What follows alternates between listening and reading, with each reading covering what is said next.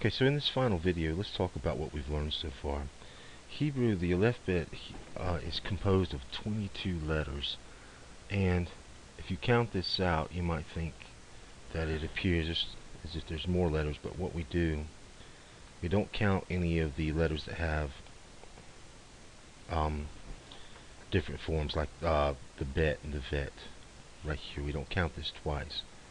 So, and that goes for all the other ones, like the Chaf, the Mem, the Nun, the Peh, Fe, Tzadi, the Shin, or the Sin. We only count those letters once. So there's 22 letters. And this is the actual form, the sequence that it appears in. There is a song out there called the Alef-Bet song that some English people made up. You can find that on YouTube. It's kind of like the alphabet song that we learn in America. It might help you remember this. But what I want to do is talk about. I want to show you the numbering. We're going to go down with the numbering. In other words, the sequence in which these letters appear in the Alef-Bet. In other words, Aleph would be the first letter of the Alef-Bet. But there's also an actual numeral assigned to these letters that is called the gematria. And if you're familiar with the Roman numerals, that's basically, it's kind of equivalent to that. The first 9, well actually the first 10 letters will get the same numeral as the order in which they appear in the Alef-Bet. In other words, Aleph would have the number 1 assigned to it. And if you ever hear someone reading the Torah in Hebrew or something, well, let's say like I guess the Tanakh, it would be like Perek Aleph would be like Psalm 1. So you hear sometimes these will be used as numbers, and a good source of seeing that is in the Bible itself. The second letter will constitute the number 2, and that goes for both the bet or the vet. Either one of them would have the numeral 2 assigned to them. The Gimel would be 3. The fourth letter, Dalet, will have 4 assigned to it. The fifth letter, Hey, will have 5 assigned to it.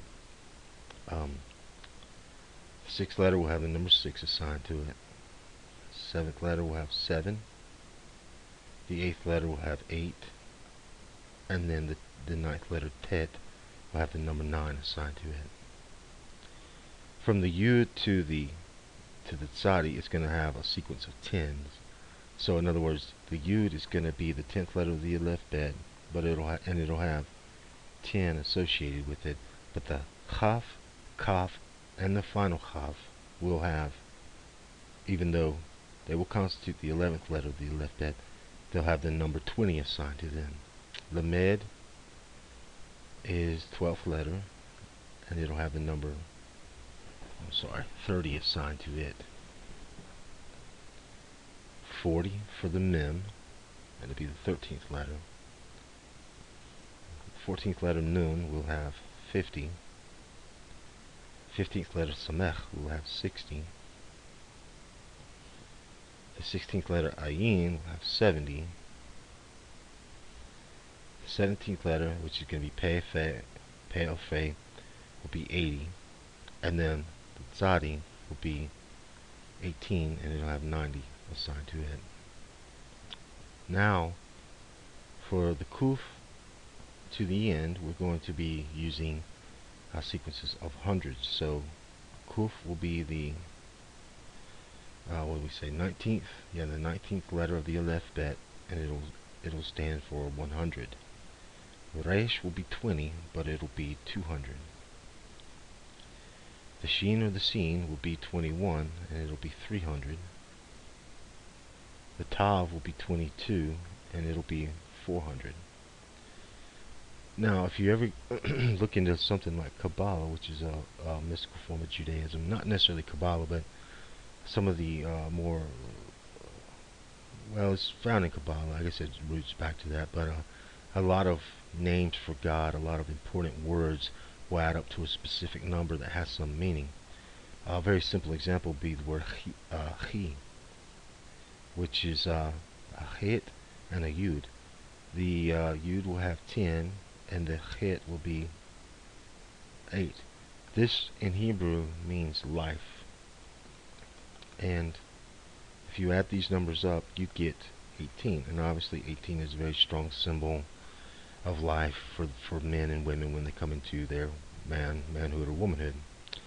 The Torah, there's a lot of different words. I think if you add the Torah up, it'll have all the number of the commandments that all the Jews are supposed to keep. So some pretty cool, interesting things with this, the symbolism. Sometimes we'll use these letters to like the biblical, the Hebrew calendar to designate the year and month, so on and so forth. So that's worth investigating into if you're interested. Another thing we talked about was the Dagesh. Now the Dagesh in simplest terms is just that single dot, but here again, you want to be careful not to mix it up with something like the Shin or the Sin dot. There are a couple different types of Dageshes. There's the Dagesh Forte, Dagesh Lene, and an easy way to remember, and you can learn about those later, but the easy way to remember which letters can get a Dagesh is to remember this thing called the Bagad Kafat. So if you just think I'm going to write this in English, it's more of a mnemonic. The B, Be, Ga, Da. I should use the D there. Kafat. And those letters are the ones that can receive a Dagesh. So if we use the vet here, know that if we put a Dagesh in there, it'll turn to a bet, so have the B pronunciation. So there's 3 of them where the Dagesh will change the sounding of the letter, and the other 3 doesn't do anything to them. Well, at least with respect to modern Hebrew. Chaf is another one, so without the Dagesh, it's just Chaf. With the Dagesh, it's the hard K, like Kaf. Fe is another, without it's an F, with it's going to get a P, Pe. The other 2, the Gimel, the Dale, and the Tav, they don't really change their pronunciation, but they can receive a Dagesh. You might see them with it, without it, and you might see one with it. The Dalet is like that as well. Stays a D though. The Tav is like that as well, and you can learn about later on why that's that way. There's some reasoning behind it. It's not just something arbitrary that Hebrews came up with, but that's an easy way to remember which ones can get a Dagesh is by remembering that Begad Kafat.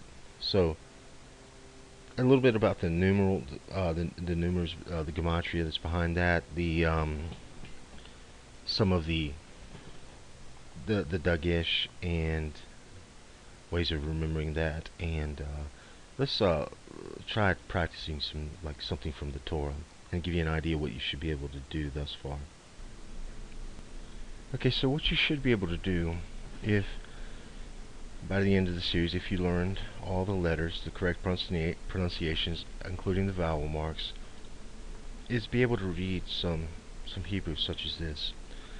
And now you may not know exactly what it means, but you ought to be able to read it with some accuracy and as far as pronunciation is concerned. There are some things in here that we have not covered, but it's worth pointing out at this point because it's something you'll want to learn later on. So if we read it first, this first word would be Baruch. It would be like, I'll spell it out for you. Baruch, and it means blessed.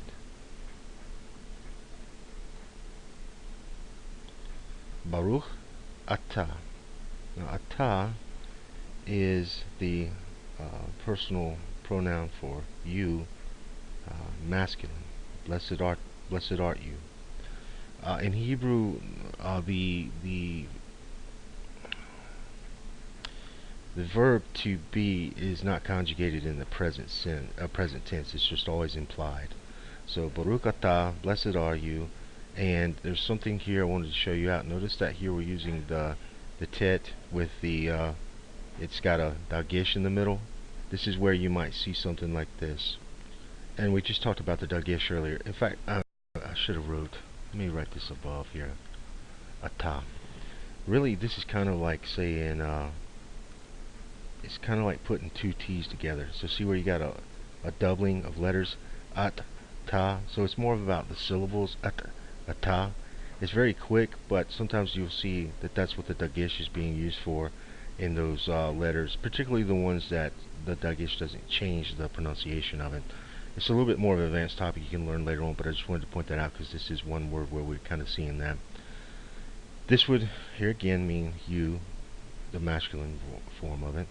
This yud, silent shva, yud, ha, is really, you wouldn't pronounce this. You would just, this is just the unspoken, kind of the initials for the unspoken. The yud, he, vav, he. Here you would, well, the Jews would say Adonai.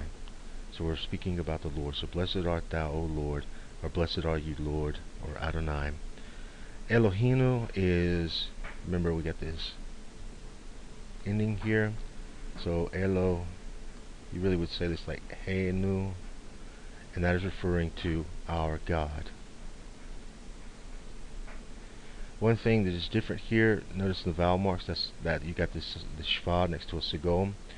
That is one thing we did not talk about, but there are a couple other vowel marks we didn't look at in this series, and pretty much pertain to adding the shva to the other vowel marks. What it does is it'll lengthen or shorten the vowels. That's there's some rules to that. It's a little bit too much for right now, but bear in mind that those do exist. You'll see them a lot, and it's a topic you can learn a little bit later on. So Baruch atah Adonai Eloheinu, and then Melech. We did look at Melech, and this means king. And then Ha'olam. So this would be, let's see here, Ha'olam, and that means the universe.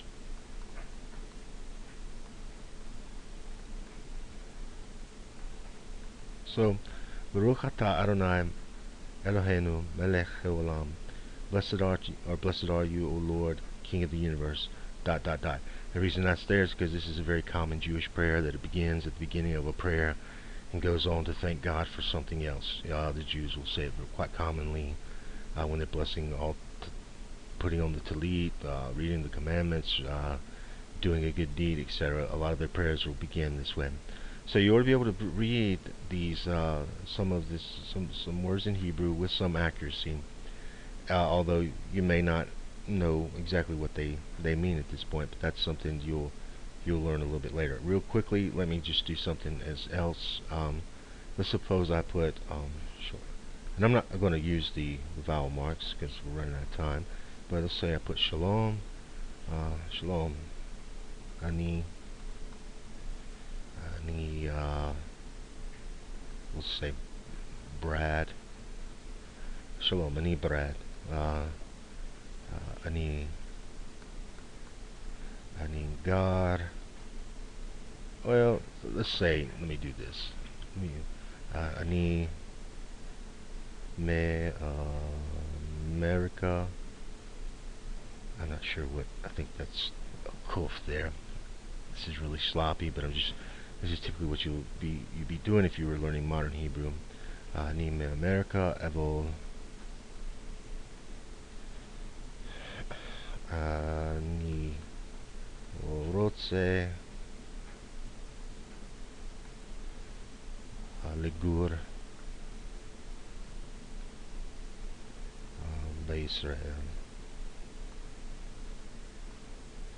Okay, a lot of times you're not going to see those vowel marks. They're going to help you out in the beginning, but once you get used to them, a lot of times you won't see them.